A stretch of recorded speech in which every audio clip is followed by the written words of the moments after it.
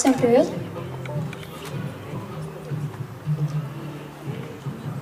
Звезда виснет так, словно на небе впервые. Впервые не черной дырой, а чем-то другими. Составами вовсе иными наполнила весь небосклон. Я напишу тебе, чтобы поставить точку. Точка ставится женщиной, только ей. И вот даже само слово «точка» содержит в себе единственный женский род. Наша любовь никогда и никем не склонялась. Ни в творительный, ни в винительный, ни в какой.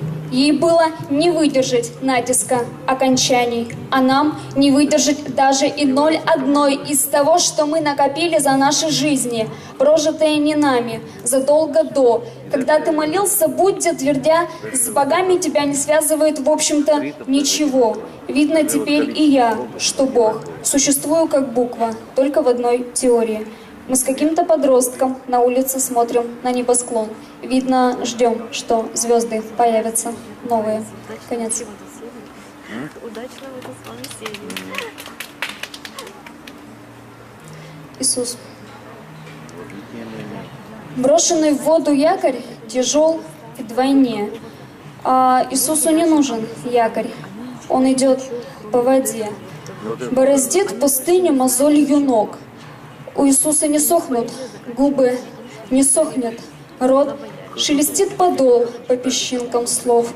Ночь сменяет день, он, ночной покров, нас сменяют те из чужих утроб, отправляют спать в деревянный гроб. И теперь они пьют вино за нас от того, что Бог, да и тот, не спас. Вот и мы за ним на большом кресте.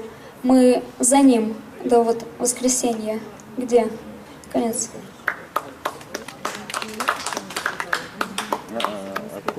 Небольшая предыстория. Мне однажды приснился сон, где в церкви люди молились не Богу, а Ленину. Там была такая большая статуя Ленина, которая отвечала людям на их вопросы. Ну, я, собственно, тоже подошла со своим. Ленин стоит в церкви. Статуя Ленина в церкви. Мраморный серый Ленин в церкви у самых дверей. Вот я иду в церковь, молиться иду в церковь. Видно, хочу верить, как верит любой еврей.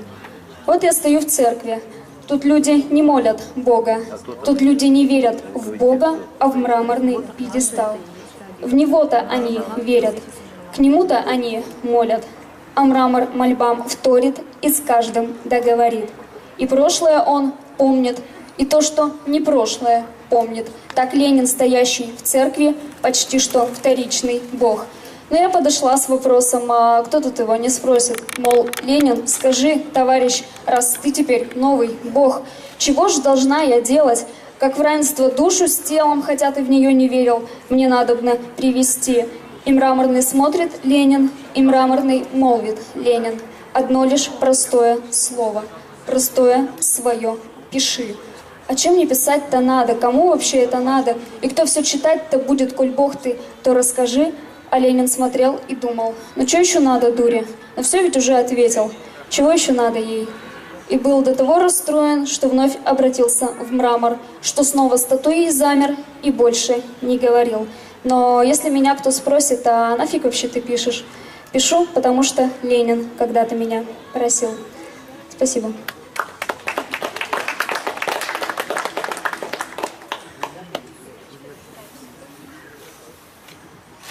Твое имя звучит с предлога того, что всегда ведет в никуда, в ничто, в непогоду хоть куда, а хотелось б, чтоб вел к любви. Твое имя содержит суффикс. Суффикс и сам по себе конец слова, его основы, основания любого основания для любви. Твое имя содержит звуки те, что в нас заложил инстинкт размножения, сохранения, да и прочего, но где же, скажи мне, заложен инстинкт любви? Где во всех этих правилах вместо фразам «хочу быть твоим»? Конец.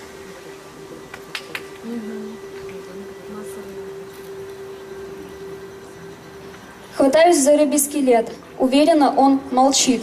Рыбьи кости впиваются в пальцы и ноют где-то внутри. Выходит скелет и тот, не нем. Открываю окно, чтобы проветривать комнату, но проветривать нужно голову. Выветривать выверено, уверенно и наверняка, пока не выветрится совсем. Хватаюсь за рыбий скелет. Скелет хватает меня. Он знает, я тоже скелет. Скелет рыбы, скелет меня, нас два. Конец.